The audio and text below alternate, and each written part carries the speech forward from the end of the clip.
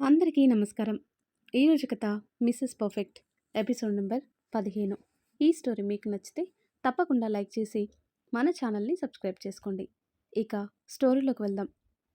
కనీసం జాబ్ చేసే ముందైనా ఈ విషయం నాతో చెప్పాలని అనిపించలేదా నీకు? కోపంగా అన్నాడు కార్తిక్. నీకు ఇష్టం లేదని చెప్పావు కదా, అందుకే నీకు చెప్పలేదు అంటుంది సమీర. ఇష్టం లేదంటే అర్థం ఏంటి సమీరా అని ఆమె రెండు భుజాలు పట్టుకొని అడిగాడు. మాట్లాడాలన్న భయం వేసింది సమీరాకి. నేనిష్టం లేదన్నప్పుడు నువ్వు ఆగిపోవాలి కదా, మరి నాకు తెలియకుండా ఎందుకు జాబ్ చేస్తున్నావు? చేయాల్సిన అవసరం ఏమొచ్చింది? నీకు నేనేమన్నా తక్కువ చేస్తున్నానా, లేదంటే నేనేమన్నా పట్టించుకోవటం లేదనా అంటాడు కార్తిక్. లేదు కార్తిక్, నువ్వు నన్నెందుకు చూడవు? నీకన్నా నన్నెవ్వరూ బాగా చూడరు. చెప్పాలంటే నువ్వు అర్థం చేసుకున్నట్లు నన్నెవ్వరు అర్థం చేసుకోరు. నువ్వొక్కడివే కష్టపడుతున్నావు. పైగా రేపు పిల్లలు పుట్టాక అన్నీ నువ్వే చూసుకోవాలి. అప్పుడు ఇంకా బాధ్యత ఎక్కువ అవుతుందని నీకు తెలియకుండా జాబ్ చేశాను. తప్పు నాదే, కాదని అనటం లేదు. కానీ ఎందుకు చేశానన్న విషయం ఒక్కసారి అంటూ కార్తిక్ దగ్గరకొచ్చి అతని ఎదపై చేయి వేసి, మనసుతో ఆలోచించి చెప్పు, నేను చేసింది తప్పా అని ఏడుస్తూ అడుగుతుంది. మాట్లాడలేదు కార్తిక్. చెప్పు కార్తిక్, నేను చేసింది తప్పా? నా భర్తకి నేను తోడుగా ఉండాలి అనుకోవటం తప్పైతే చెప్పు. నీకోసం నాకిష్టమైన జాబ్ వదులుకోవటానికి నేను సిద్ధంగానే ఉన్నాను అని స్థిరంగా అంది. మాట్లాడలేదు కార్తిక్. మాట్లాడు కార్తిక్, ఎందుకు మౌనంగా ఉన్నావు? మీరా అంటూ ఒక్కసారిగా ఆమెని హత్తుకున్నాడు. ఏడుస్తూ అతన్ని అల్లుకుంది సమీర. నాకు తెలుసు నువ్వు నన్ను అర్థం చేసుకుంటావని, అందుకే నీకు తెలియకుండా ఇంత రిస్క్ చేశాను అంది ఏడుస్తూ. మరింతగా ఆమెని హక్ చేసుకొని, నిజంగానే నువ్వు జాబ్ చేయటం నాకు ఇష్టం లేదు, కానీ నాకు సపోర్ట్గా ఉండాలన్న ఆలోచన వచ్చి చేసావు కదా, అక్కడే పడిపోయానే. కానీ ఇన్ని రోజులు నాకు చెప్పకుండా జాబ్ చేసావు కదా, ఆ కోపంతోనే 2 రోజులు నీకు దూరంగా ఉన్నాను. నాకు తెలుసు ఖర్చులు ఎక్కువవుతాయి, అంతేకాదు ఉండే కొద్ది పరిస్థితి మారుతుందని. అందుకే ఆఫీస్ మారాలి అనుకున్నాను అన్నాడు. నాకు తెలుసు కార్తీక్, ఈ విషయం నువ్వు వదినతో మాట్లాడుతున్నప్పుడు విన్నాను.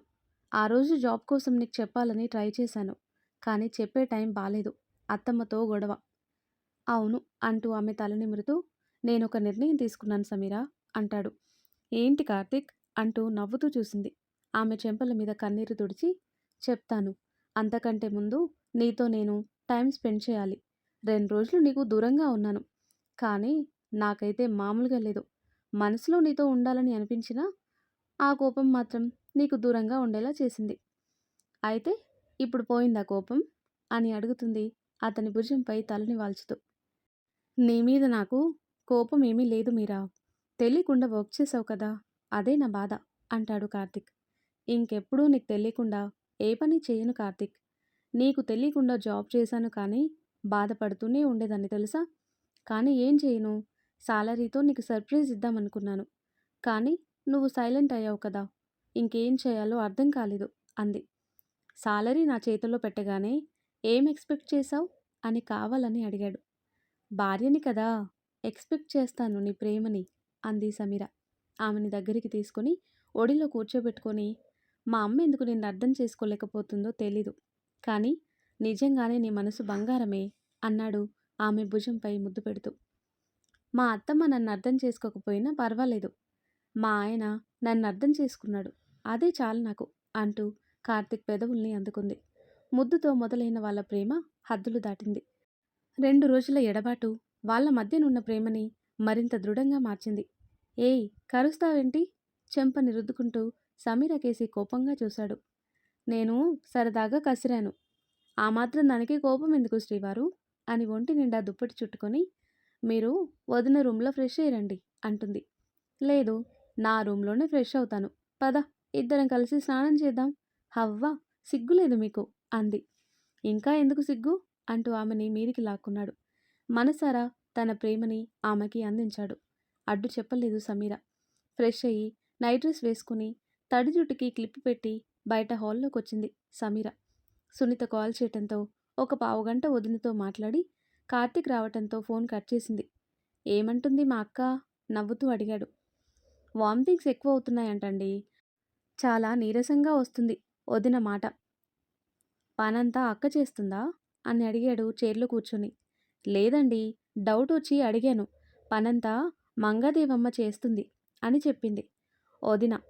రేపొద్దున్నే వదిన దగ్గరికి వెళ్దామండి. ఆఫీస్ ఎలానో లీవ్ పెడతాను సమీరా. రేపు కాసేపు అక్కడి దగ్గరుందాం. ఫ్రూట్స్ అవి పట్టుకొని వెళ్దాం సరేనా అన్నాడు. భర్త మాటలకి తలూపి భోజనం వడ్డించింది సమీర. ఏంటి, నేను దూరంగా ఉంటున్నానని నాకిష్టమైనవన్నీ వండావా? అలా ఏం లేదు అంది కర్రీ సర్వ్ చేస్తూ. నాకు తెలుసులే నీ ప్రేమ అని ఆమెని తన ఒడిలో కూర్చోబెట్టుకొని, నువ్వే తినిపించు. చాలా రోజులవుతుంది ఇద్దరం ఇలా టైం స్పెండ్ చేసి అంటాడు. అవునండి అని కార్తిక్కి భోజనం తినిపించి, కానీ కుదురుగా తినలేదు కార్తిక్. సమీర బుగ్గని ముద్దాడుతూ అల్లరి పనులు చేస్తూ ఇద్దరూ ఎంతో ప్రేమగా భోజనం చేశారు. ఆ నైట్ ఇద్దరూ హాల్లో పరుపు వేసుకుని టీవీ చూశారు. నైట్ 11 అయ్యే వరకు సినిమా చూసి ఒకరి కౌగిలిలో ఒకరు ఒదిగిపోయారు. ఆ తర్వాత కట్ చేస్తే తెల్లవారింది. 5ంటికి నిద్ర లేచింది సమీర. కార్తిక్ని రూమ్లో పడుకోమని చెప్పి ఇల్లంతా తుడిచి మాప్ పెట్టి తలస్నానం చేసి పూజ చేసుకుంది. మనసుకెంతో ప్రశాంతంగా అనిపించింది. వదిన కోసం మామిడికాయ పులిహోర, పొటాటో కుర్మా, ఇంకా పాకం కారలు, పరమాన్నం అన్నీ వండి బాక్సులు సర్దేసి కాఫీ కప్స్ ట్రేలో పెట్టి కార్తిక్ రూమ్కి వెళ్ళింది. ఆదమరిచి నిద్రపోతున్నాడు కార్తిక్. కార్తిక్, కార్తిక్, గుడ్ మార్నింగ్ సమీరా అంటూ నవ్వుతూ విష్ చేశాడు. గుడ్ మార్నింగ్ కార్తిక్ అంటూ ప్రేమగా అతని నుదుటిన ముద్దు పెట్టింది. Good morning. పూజ చేసుకున్నావా? చెంపలకున్న గంధం చూసి అడుగుతాడు. అవును కార్తిక్. ముందు కాఫీ తాగి ఫ్రెష్ అవ్వు. వదిన దగ్గరికి వెళ్దామన్నావు కదా. వదినకి ఇష్టమైన వంటలన్నీ చేశాను. స్వీట్స్ ఇంకా పళ్ళు పువ్వులు అన్నీ తీసుకొని వెళ్దాం. "హ్మ్, సరే" అని కాఫీ తాగి ఫ్రెష్ అవ్వటానికి వెళ్ళాడు. కిందికొచ్చి సోఫాలో కూర్చొని న్యూస్ పేపర్ చదివి కార్తిక్ రావటంతో టిఫిన్ వడ్డించింది. ఇద్దరు కబుర్లు చెప్పుకొని టిఫిన్ చేశారు. సమీరా, 1 గంటలో అక్క దగ్గరికి వెళ్దాం. ఆఫీస్ కాల్ వస్తుంది, మాట్లాడేసి వస్తాను అని ఫోన్ తీసుకొని కార్తిక్ బయటికి వెళ్ళగానే సమీరా ల్యాప్టాప్ తీసుకొని తన వర్క్ మొదలుపెట్టింది. టైం అప్పటికి 8. ఒక అరగంటకి కార్తిక్ లోపలికొచ్చి దేవునికి దండం పెట్టుకుని సమీర వర్క్ చేయటం చూసి సోఫాలో కూర్చుని ఫోన్ చూసుకున్నాడు. వర్క్లో పడిన సమీర టైం చూసుకోలేదు. 9 అవటంతో కార్తిక్ బద్ధకంగా ఒళ్ళు విరుచుకొని, సమీరా, ఏంటండి, టైం 9, అక్క దగ్గరికి వెళ్దామా అన్నాడు. సారీ అండి, ఇప్పుడే వచ్చేస్తాను అని చేసిన వర్క్ అంతా సేవ్ చేసి సిస్టమ్ ఆఫ్ చేసింది. పదండి వెళ్దాం అని బ్యాగ్ తీసుకొని ఇంటికి తాళం వేసి ఇద్దరు సునీత ఇంటికి వెళ్లారు. తమ్ముడు మరదలు రాగానే సునీత ఆనందం అంతా ఇంత కాదు. ఏంటక్కా, తినటం లేదా? బాగా చిక్కిపోయావు. తన అక్క ముఖంలో నీరసం చూసి అడుగుతాడు కార్తిక్. ఏం తింటుంది కార్తిక్? లోపల కడుపులో ఉన్నది ఎవరో తెలియదు కానీ మీ అక్కని బాగా ఇబ్బంది పెడుతున్నారు. ఎలా ఉన్నారందరూ అని నవ్వుతూ పలకరించింది మంగాదేవి. బావున్నామమ్మా అని ఆవిడ ఇచ్చిన జ్యూస్ తాగి సమీర తను తెచ్చిన ఐటమ్స్ అన్నీ సునీత ముందు పెట్టి, వదినా, నీకు ఎక్కువ ఇవి తినాలనుంది అని చెప్పావు కదా, తిను వదినా అంది. వాటిని చూడగానే సునీత కంట్లో నీళ్లు తిరిగాయి. వారం రోజుల నుంచి సుమిత్రని వండి తీసుకునిరా అమ్మా అని అడిగింది. కానీ తల్లి దగ్గర నుంచి సమాధానం రాలేదు. కానీ మొన్న ఫోన్లో సమీర మామూలుగా అడగగానే వెటకారంగా చెప్పింది. ఆ మాటలకి సమీర వండి తెచ్చేసరికి సునీత మనసు బాధపడింది. ఎందుకు సమీరా ఇవన్నీ తెచ్చావు? ఇప్పుడే కదా వదినా నువ్వు తినేది, తిను, అన్నీ వేడివేడిగా ఉన్నాయి అని ప్లేట్లో పెట్టి సునీతకిచ్చింది. ఎంతో ఇష్టంగా తింటూ సమీర కేసి ప్రేమగా చూసింది. తన అక్క ముఖంలో సంతోషం చూడగానే కార్తిక్ మనసు స్థిమితపడింది. ఏం తినాలని అనిపించినా చెప్పక్క, సమీర తెస్తుంది. అత్తమ్మని ఎక్కువగా ఇబ్బంది పెట్టకు. ఈ వయసులో ఆవిడ అన్నీ చేయాలంటే కష్టం కదా అంటాడు కార్తిక్ బయట పనిచేస్తున్న మంగాదేవిని చూసి. సరేరా అని తృప్తిగా భోజనం చేసింది సునీత. వదినా, ఇవన్నీ ఇంట్లో అందరూ తినడానికి తెచ్చాను. అమ్మని వంట చేయొద్దని చెప్పి సునీత దగ్గర కాసేపుండి అక్కడి నుంచి వెళ్లారు. వాళ్ళు వెళ్ళగానే సునీత ముఖంలో ఏదో తెలియని బాధ. బయట బట్టలుతికి ఆరేసి లోపలికొచ్చిన మంగాదేవి కోడలి ముఖం చూసి, ఏమైందే అలా ఉన్నావు? ఏం లేదత్తమ్మా, వంటేమీ చేయకండి. సమీర అందరికీ సరిపడా ఫుడ్ తెచ్చింది. మనకి ఇప్పుడు సాయంత్రానికి కూడా సరిపోతుంది అంది. అవన్నీ నీకోసం తెచ్చినవి. ముందు నువ్వు కడుపు నిండా తిని రెస్ట్ తీసుకో. అసలెందుకలా ఉన్నావు? ఇప్పటి వరకు నువ్వు బానే ఉన్నావు కదా. మీ తమ్ముడు ఏదన్నా అన్నాడా నిన్ను? చచా, అదేంటి? ఏమీ లేదత్తమ్మా. అమ్మ రాలేదని బాధగా ఉంది. అంతే. ఏడ్చినట్టుంది. మీ అమ్మెందుకొస్తుంది? నువ్వడగ్గానే వండి పెడతదనుకోకు. మీ అమ్మకి బద్ధకం ఎక్కువ. సమీర వచ్చాక ఆ బద్ధకం ఇంకా ఎక్కువైంది. మీ అమ్మ కోసం నీకు ముందు నుంచి చెప్తూనే ఉన్నాను. కానీ ఎక్కడన్నా మాట విన్నావు? ఏమన్నా అంటే నోరిచ్చుకొని నా మీద పడతావు. నీకేమన్నా తినాలనుంటే నాతో చెప్పు. వండుతాను. కూతురైనా, కోడలైనా అన్నీ నాకు నువ్వే. నువ్వు, నా కొడుకు సంతోషంగా ఉంటే నాకదే చాలు.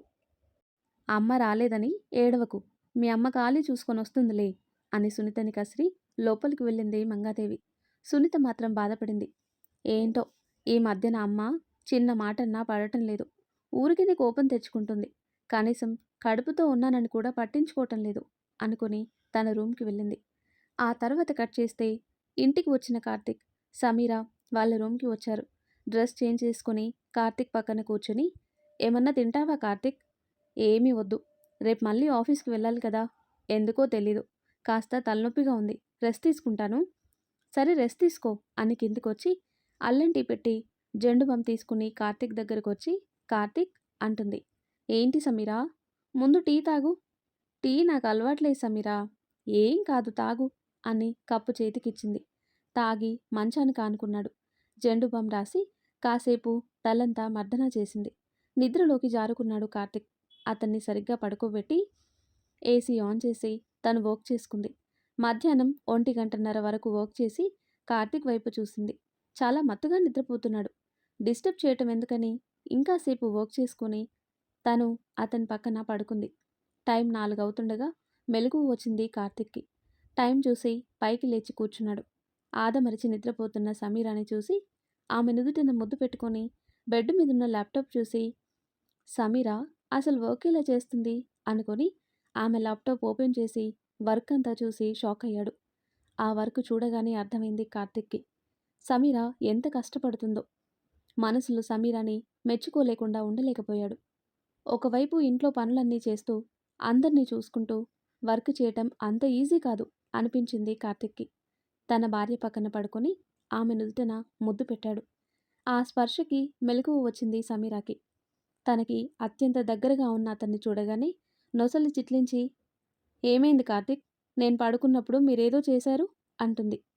అవును చేశాను. ఏంటో చెప్పుకో చూద్దాం అన్నాడు ఆమె ఎదపై తలని వాల్చి. నా నుదుటిన కిస్ చేశారు మీరు అంది. ఇంకా చాలా చేశాను సమీరా. నీకదొకటే గుర్తుందా? ఇంకేమీ గుర్తులేదా అన్నాడు ఆమె చేతిని గట్టిగా పట్టుకొని అడిగాడు. ఏమో బాబు, నాకైతే ఏమీ గుర్తుకులేదు. నువ్వేమైనా చేసినా చేస్తావు. నీకోసం నాకు తెలీదా ఏంటి అంటుంది. కదా, తెలిసి కూడా నన్ను వదిలేసి నువ్వెలా పడుకున్నావు అంటూ ఆమె నడుం దగ్గర చేయి వేశాడు. తమరు మార్నింగ్ 11కి పడుకున్నారు. అది కూడా నన్ను వదిలేసి. అందుకు నేనేమనాలి అధ్యక్ష అంటుంది. తలనొప్పి మీరా అంటూ ఆమె నుదుటిన తల నుంచి సరదాగా బయటికి వెళ్దామా? నైట్ ఇంటికి వచ్చేద్దాం. వద్దు బాబు, బయట తిరిగి ఇంటికి లేటుగా వచ్చినా మార్నింగ్ తొందరగా లేవలేను. బయటికి వెళ్ళే ప్రోగ్రామ్స్ ఏదన్నా ఉంటే సండే పెట్టుకుందాం అంది సమీర. సరే నీ ఇష్టం అని ఆమె పెదవులను అందుకుని ముద్దాడి వదిలి, చాలా ఆకలిగా ఉంది. ఈ టైంలో భోజనం చేసినా అరగదు. స్నాక్స్ ఏమన్నా తిందామా? నీకేం తినాలనుందో చెప్పు, అదే వండేస్తాను. పైకి లేచి జుట్టు ముడి వేసుకుంది సమీర. నీ ఇష్టం, ఏదన్నా వండు. కానీ కారం కారంగా ఉండాలి.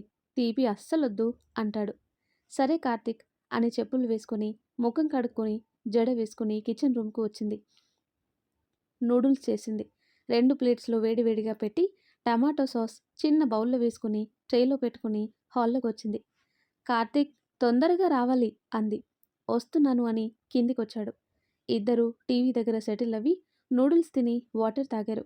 కాఫీ పెట్టనా? పెట్టు సమీరా, కాసేపు గార్డెన్లో కూర్చుంటాను అని అక్కడి నుంచి బయటికి వెళ్ళాడు. గార్డెన్లో కూర్చుని ఉదయం తన అక్క ముఖంలో ఏదో తెలియని బాధని గమనించి, ఈ మధ్యన అక్క అసలు ఇంటికి రావటం లేదు. సరిగ్గా ఫోన్ కూడా చేయటం లేదు.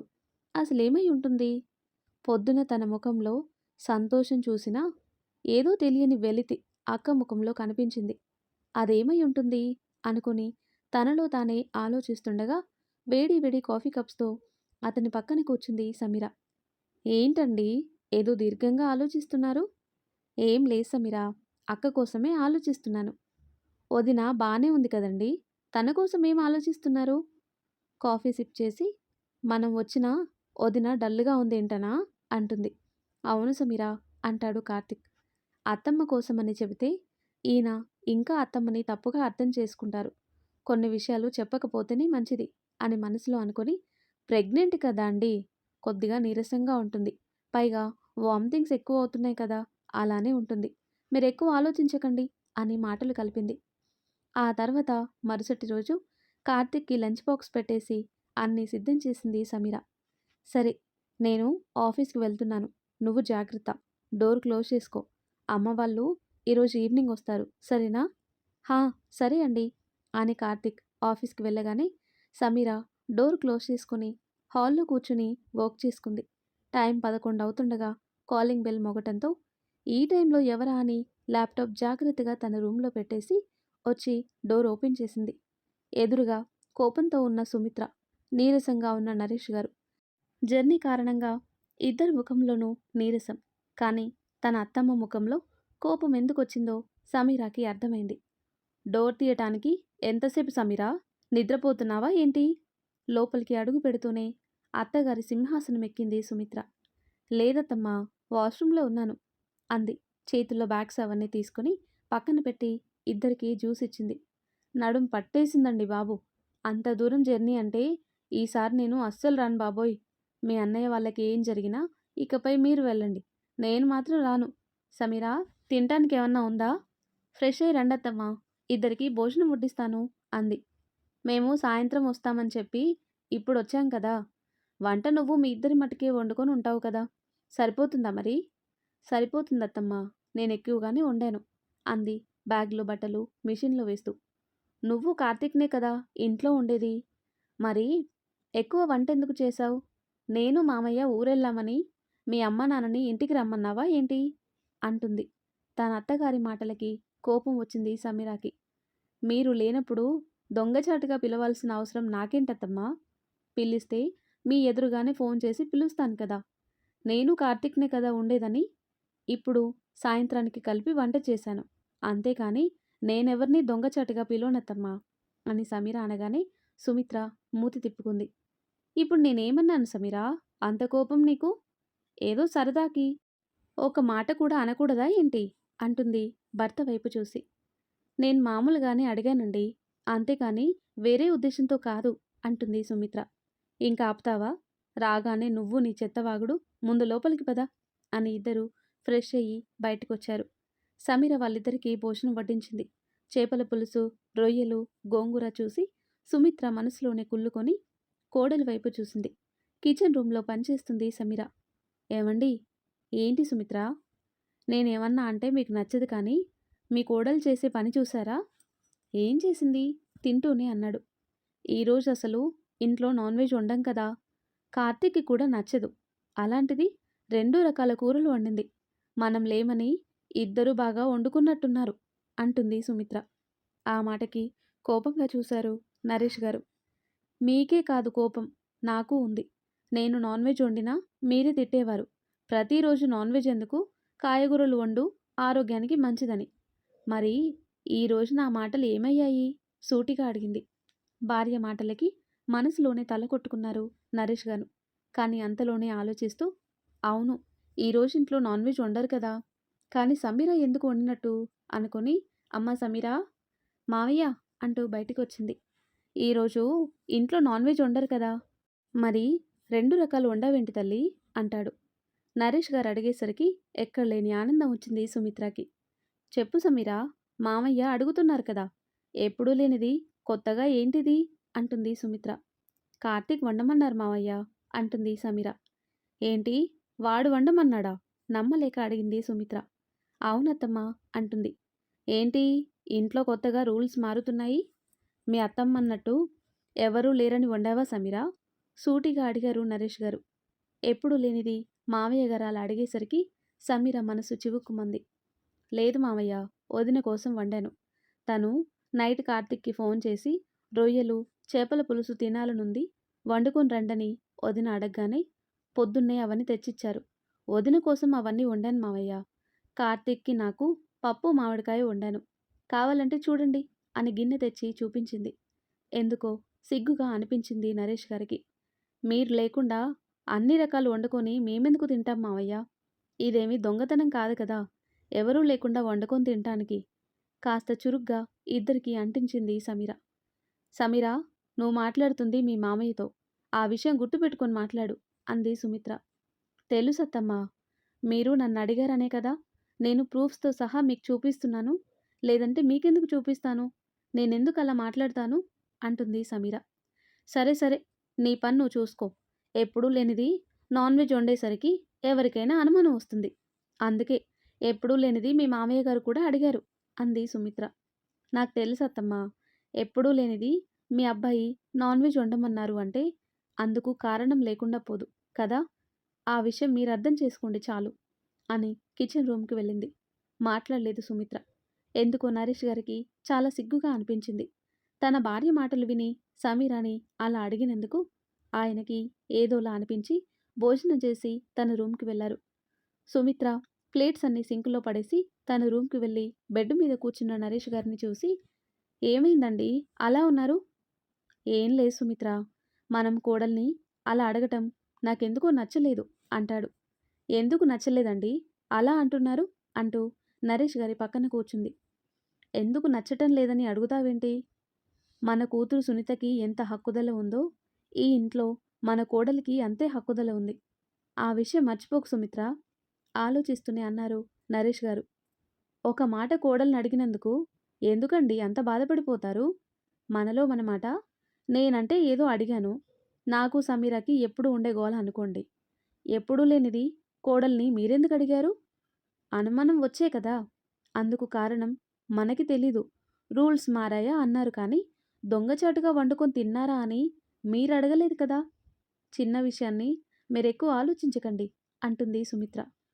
పోనీ ఎప్పుడూ లేనిది మామయ్య గారు అడిగారని తానేమన్నా సమాధానం చెప్పి సైలెంట్‌గా ఉంది అంటే అదీ లేదు. పైగా మనకే క్లాస్ పీకేలా మాట్లాడింది. ఒక్క విషయం చెప్తాను గుర్తుంచుకోండి. కోడలు ఎంత మంచిదైనా సరే, మన అబ్బాయిని మన దగ్గర ఉంచుతుంది అనుకోవటం మీ బుద్ధి పొరపాటు. చూశారు కదా! మీ అన్నయ్యకి ఏ పరిస్థితి వచ్చిందో? ఇద్దరు కొడుకులు. ఏం లాభం?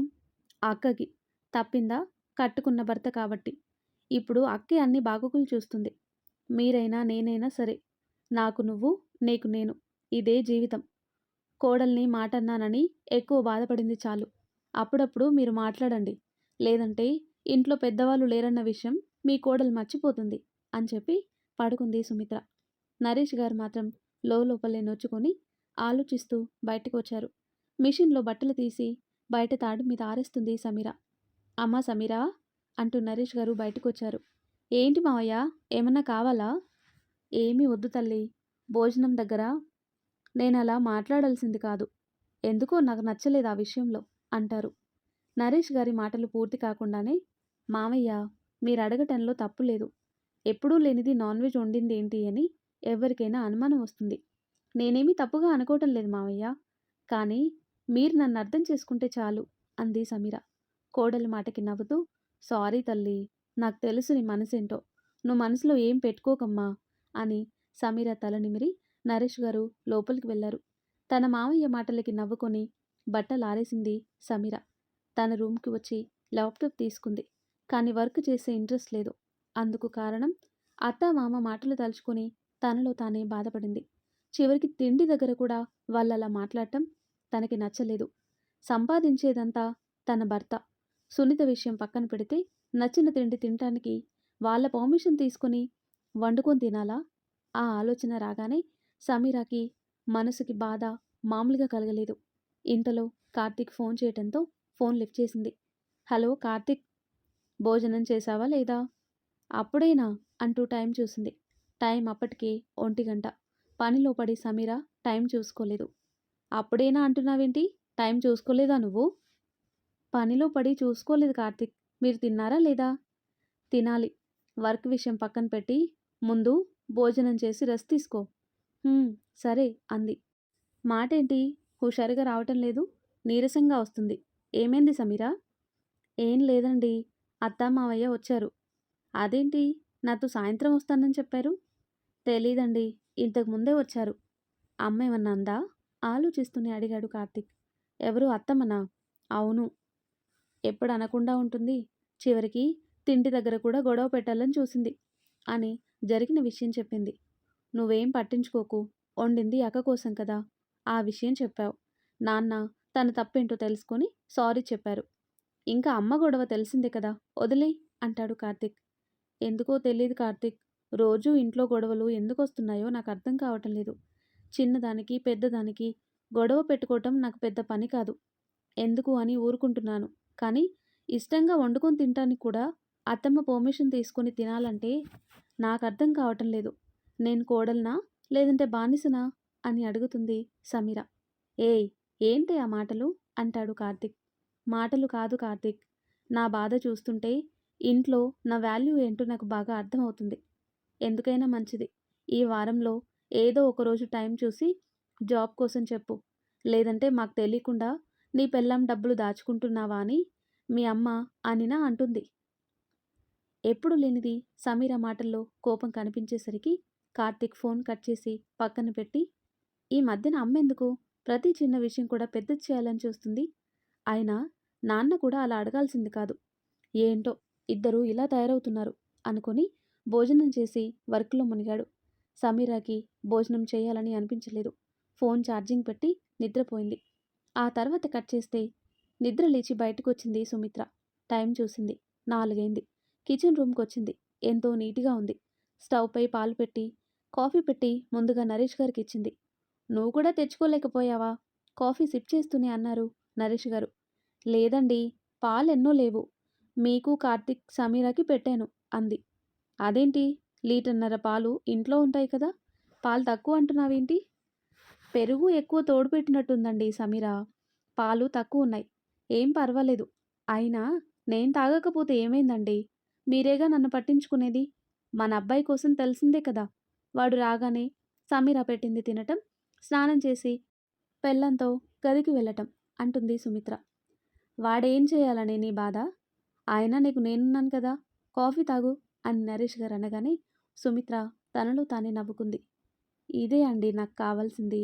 పాలు ఎక్కువగానే ఉన్నాయి. కానీ నేనే కాఫీ తక్కువ పెట్టాను. ఎందుకంటే మీ దృష్టిలో సమీర మీద ఉన్న అభిమానం, గౌరవం అన్నీ పోగొట్టాలి. మీరు నా తరఫున మాట్లాడాలి అనుకొని తనలో తానే నవ్వుకొని కాఫీ తాగి, సమీర పడుకున్నట్టుంది. వాడు ఆఫీస్ నుంచి వస్తాడు. తినటానికి ఏమన్నా వండుతాను అని కాఫీ కప్ తీసుకొని వంటగదికి వెళ్ళి స్నాక్స్ చేసి బయటకొచ్చి కూర్చుంది. అప్పుడే కిందికొచ్చింది సమీర. ఇప్పుడే లేచావా సమీరా? అవునత్తమ్మా. కాఫీ పెట్టి తెస్తాను. 10 నిమిషాలత్తమ్మా అంది. అవసరం లేదు మా, నేను ఆల్రెడీ పెట్టాను. నువ్వు కార్తీక్ తాగండి. మావయ్య నేను కాఫీ తాగి స్నాక్స్ కూడా తిన్నాం అంది. క్షమించండి అత్తమ్మా, మెలకు రాలేదు అంటుంది సమీర. పర్వాలేదు, పొద్దున్నే పనులన్నీ చేసావు కదా, ఆ మాత్రం నీరసం ఉంటుందిలే. వంట నేను చేస్తాను. నువ్వు కాయగూరలు కట్ చేయి చాలు అంది. నరేష్ గారు తన మాటలు వింటారని. మీరెందుకత్తమ్మా చేయటం? ప్రయాణం చేసి అలసి వచ్చారు కదా, నేను చేస్తానులేండి అంటుంది సమీర. పర్వాలేదు సమీరా, చేస్తాను అని సుమిత్ర వంటగదికి వెళ్ళింది. సమీర కాయగూరలన్నీ కట్ చేసి పక్కన పెట్టి కార్తీక్ రావటంతో అతనికి కాఫీ, స్నాక్స్, వాటర్ పట్టుకుని తన రూమ్కి వెళ్ళింది. సుమిత్ర, నా మెరూన్ కలర్ షర్ట్ ఎక్కడ పెట్టావు అని కిచెన్ రూమ్కి వచ్చారు నరేష్ గారు. కబోర్డ్లో పెట్టానండి, చూడలేదా మీరు? లేదు, నాకు కనిపించలేదు. అందుకే నేను అడిగాను. నాకింకా స్నాక్స్ ఏం పెట్టలేదు. ఆకలేస్తుంది అన్నారు. తీసుకోండి అని హాట్ బాక్స్లో ఉన్న వేడి వేడి ఉల్లిగారెలు ప్లేట్లో పెట్టి ఇచ్చి నుదుటిన పట్టిన చెమట తుడుచుకొని, తినండి. ఇంకా కావాలంటే చెప్పండి, 2 గారెలు వేస్తాను అంది. స్నాక్స్ ఎక్కువగా చేయలేదా అని అడుగుతారు. చేశానండి. అంటే సమీర కార్తీక్కి కాస్త ఎక్కువ పట్టుకొని వెళ్ళింది. మనం తినలేదని చెప్దామనుకున్నాను. కానీ చిన్నదానికి పెద్దదానికి గొడవెందుకని నేనే చెప్పలేదు అంటుంది సుమిత్ర. అవునా, సరే సరే, కాస్త నువ్వు ఒకటి నోట్లో వేసుకో అని ఆయన తింటూ భార్యకి పెట్టారు. సుమిత్ర తన ప్లాన్ అమలవుతున్నందుకు మనసులోనే ఆనందపడింది. ఏంటి, తిను, ఏం ఆలోచిస్తున్నావు? అబ్బే, ఏం లేదండి. ఎప్పుడు ఆఫీస్ నుంచి వచ్చిన కార్తీక్ హాల్‌లో ఒక అరగంట కూర్చొని తన రూమ్‌కి వెళ్ళేవాడు. ఈ మధ్యన వాడిని బాగా మిస్ అవుతున్నానండి అని సుమిత్ర అనగానే నరేష్ గారు ఆలోచనలో పడ్డారు. వాడు వర్క్ చేసి అలసొస్తున్నాడు కదా! వాడికి నీరసంగా ఉంటుంది. ఈరోజే కదా వాడు కూర్చోలేదు. నువ్వేం బాధపడకు సుమిత్ర అని తానే గారె తినిపించి బయటికి వెళ్లారు. మీరు నా వైపు ఉంటే చాలండి. ఆ సమీరాకి ఎలా బుద్ధి చెప్పాలో నాకు బాగా తెలుసు అనుకుని వంట పూర్తి చేసింది. రూమ్‌కి వచ్చిన సమీర బెడ్ మీద వాలిన కార్తీక్‌ని చూసి, బాగా అలసిపోయావా కార్తీక్? అంది అతని తల నిమురుతూ. ఈరోజు మామూలుగా వర్క్ లేదు. నీతో ఫోన్ మాట్లాడాక అప్పుడు స్టార్ట్ అయింది అని ఆమె ఒడిలో తల పెట్టుకున్నాడు. నువ్విలా పడుకుంటే అరగంట వరకు నిద్రపోతావు. భోజనం కూడా చేయవు. నా మాట విని ముందు కాఫీ తాగు. కాస్త నీరసం తగ్గుతుంది అని కాఫీ ఇచ్చింది. కాఫీ తాగి ఫ్రెష్ అయ్యి సమీర ఇచ్చిన స్నాక్స్ తిని బయట లాన్‌లో కూర్చున్నాడు. ఏవండీ, రండి కిందికి వెళ్దాం అంది. నేను రాలేను సమీర. ఒళ్ళు నొప్పులుగా ఉన్నాయి. భోజనం నా రూమ్‌కి తెచ్చేయి ప్లీజ్. హ్మ్. ఎందుకైనా మంచిది. బాడీ పెయిన్స్ టాబ్లెట్స్ వేసుకుంటావా? వద్దు. రెస్ట్ తీసుకుంటే సరిపోతుంది అని తలని వెనక్కి వాల్చి కళ్ళు మూసుకున్నాడు. సమీర అతని ముఖం చూసింది. బాగా నీరసంగా ఉన్నాడు కార్తీక్. ఓయ్! ఏమైందే? అని అతని భుజంపై చేయి వేసి అడిగింది. నీరసం. నువ్వేం భయపడకు అని ఆమె చేతిని గట్టిగా పట్టుకొని, జాబ్ విషయం ఈరోజే చెప్తాను సమీర. లేదంటే అమ్మ గొడవ పెట్టినా పెడుతుంది. ఏమంటావ్? అంటాడు. చెప్పండి. ఇంట్లో ఖర్చులు ఎక్కువవుతున్నాయి కదా! జాబ్ కోసం చెబితే అత్తమ్మ, మామయ్య అర్థం చేసుకోవచ్చు అంటుంది సమీర. సరే, పడుకునే ముందు నాన్న దగ్గరికి వెళ్ళి చెప్తాను అని కార్తీక్ రిలాక్స్ అయ్యాడు. సమీర కిందికి వెళ్ళింది. అప్పటికే నరేష్ గారికి భోజనం వడ్డిస్తుంది సుమిత్ర. వాడు రాలేదేంటి మా? ఈరోజు ఆఫీస్లో వర్క్ ఎక్కువ ఉందంట మావయ్య. బాగా నీరసంగా ఉన్నారు. భోజనం రూమ్‌కి తెచ్చేయమన్నారు అంది. అయ్యో! అంత నీరసంగా ఉన్నాడా అబ్బాయి? అని కంగారుగా అడిగింది సుమిత్ర. లేదత్తమ్మా, లైట్‌గా బాడీ పెయిన్స్ అంటున్నారు. అవునా? ఎందుకైనా మంచిది. టాబ్లెట్ వేయి. ముందు వాడికి అన్నం పెట్టు అని సుమిత్రని భోజనం పెట్టి ఇద్దరికీ పెట్టాను. నువ్వొక్కదానివే ఇక్కడ కూర్చొని ఏం తింటావు?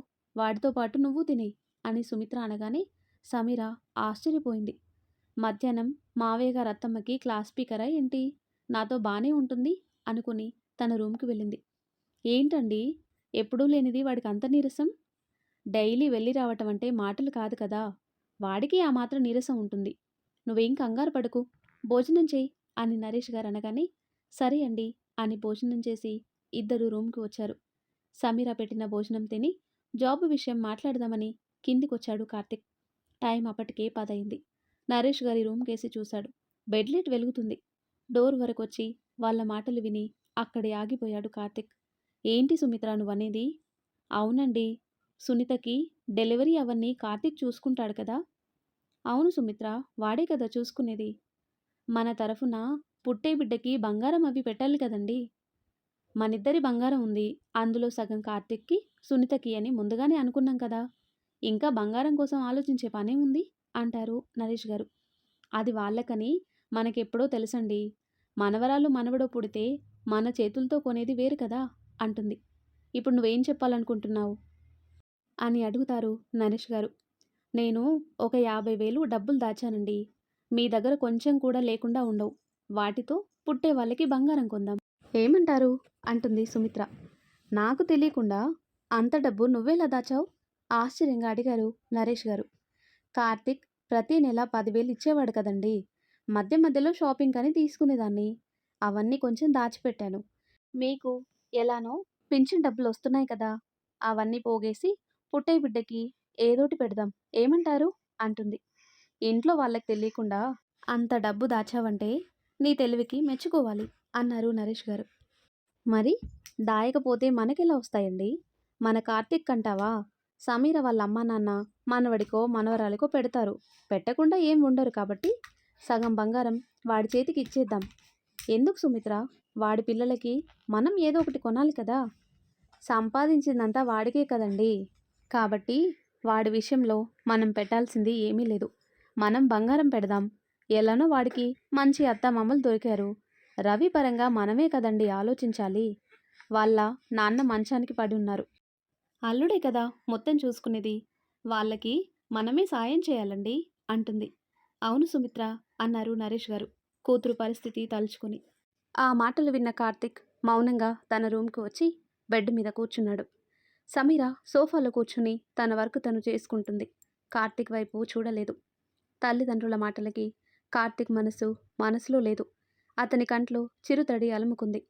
జాబ్ వచ్చిన దగ్గర నుంచి తను ఇంట్లో ఎన్ని ఇబ్బందులు, తల్లిదండ్రుల పరంగా హెల్త్ ప్రాబ్లమ్స్, ఇంకా సునీత పెళ్లి కోసం చేసిన అప్పులు, ఇంట్లో ఫంక్షన్లు, అవన్నీ తను ఎంతలా బాధ్యతగా డబ్బులు ఖర్చు పెట్టాడో తలుచుకోగానే అతనికి దుఃఖం ఆగలేదు. ఈ రోజున సుమిత్ర మాటలు కార్తిక్ మనసుని విరిచేశాయి. నన్ను అక్కని ఒకలా ఎందుకు చూడటం లేదమ్మా? నేనిచ్చిన డబ్బు దాచి అక్క పిల్లలకు పెడుతుందా? నా పిల్లలకి వాళ్ళ బంగారమా? ఇద్దరిని న్యాయంగా చూడాలని నాన్నైనా ఒక మాట అనాలి కదా. ఇప్పుడు నాకు అత్తమ్మ మామయ్య ఉన్నారని ఆలోచిస్తున్నారు. వాళ్ళు లేకపోతే అప్పుడు నా పరిస్థితి ఏంటి అనుకోగానే కార్తిక్ కంట్లో గిర్రున నీళ్లు తిరిగాయి. మరి ఆ తర్వాత ఏం జరుగుతుందో నెక్స్ట్ వీడియోలో తెలుసుకుందాం. ఎంతో ఇంట్రెస్టింగ్గా ఉండే ఈ స్టోరీ నెక్స్ట్ పార్ట్స్ కోసం ఈ వీడియో లైక్ చేసి మన ఛానల్ని తప్పకుండా సబ్స్క్రైబ్ చేయండి. Thanks for watching.